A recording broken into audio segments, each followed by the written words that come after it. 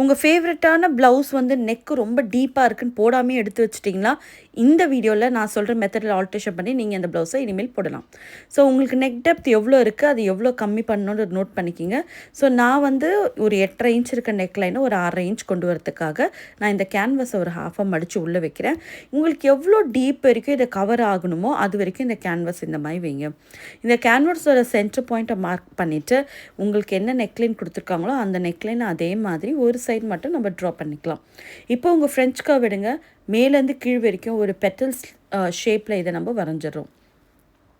So இந்த மெத்தடில் பண்ணும்போது எந்த நெக்லைன் எவ்வளோ டீப்பாக இருந்தாலும் சரி, இந்த மாதிரி நம்ம பேட்ச் ஒர்க் கொடுத்து இதை பேட்ச் பண்ணும்போது நெக்கு ஷோல்டரு கூட உங்களுக்கு வந்து ட்ராப் ஆகிறது ஸ்டாப் ஆகிடும். அதே மாதிரி டீப்பும் வந்து நல்லா கண்ட்ரோல்குள்ளே வந்துடும். ஸோ இப்போது இது என்ன ஷேப்பில் இருக்கோ அதே மாதிரி கட் பண்ணுறோம். கீழே வந்து ஒரு இன்ச் வந்து சீம் அலோன்ஸ் விட்டு மேலே நல்லா இதை கர்வ் பண்ணி இப்படி கட் பண்ணி எடுத்துக்கோங்க. ஸோ அடுத்து வந்து இதை வந்து இந்த சென்டர் பாயிண்ட் ரொம்ப முக்கியம். அந்த சென்டர் பாயிண்ட் கரெக்டாக க்ரீஸ் பண்ணி நான் மார்க் பண்ணிடுறேன். இப்போ நமக்கு 2 பீஸ் இப்படி ரெடி ஆகிடுச்சு. இதுக்கு வந்து ஒரு லைனிங் ஃபேப்ரிக் எடுத்துக்கிறேன்.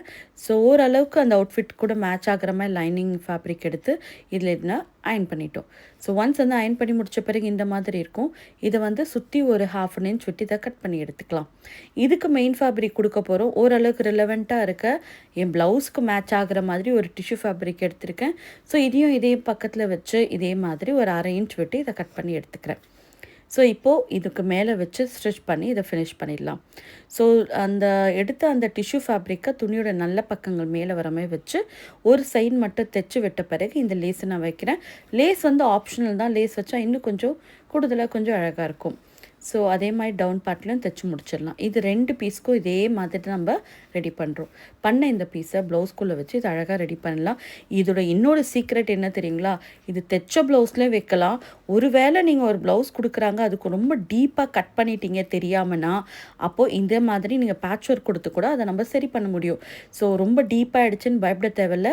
ஸோ இந்த மெத்தடில் நீங்கள் இதை பேட்ச் பண்ணிடலாம்.